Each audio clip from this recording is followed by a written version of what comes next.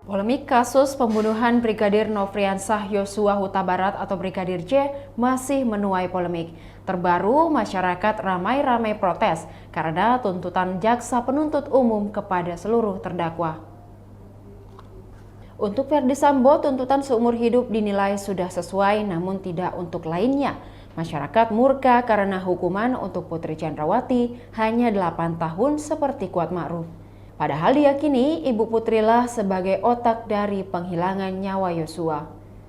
Yang bikin lebih netizen heboh lagi yakni soal hukuman Barada Richard Eliezer alias Baradae 12 tahun penjara dinilai terlalu berat bagi justice kolaborator.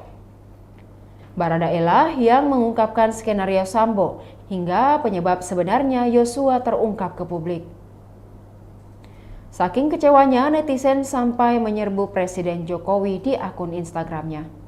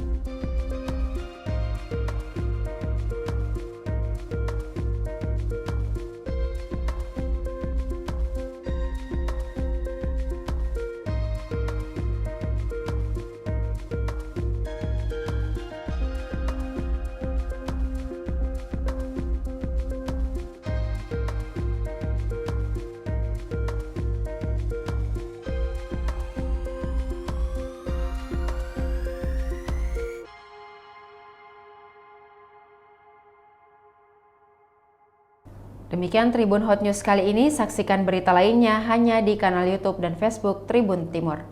Terima kasih sudah nonton, jangan lupa like, subscribe, dan share ya!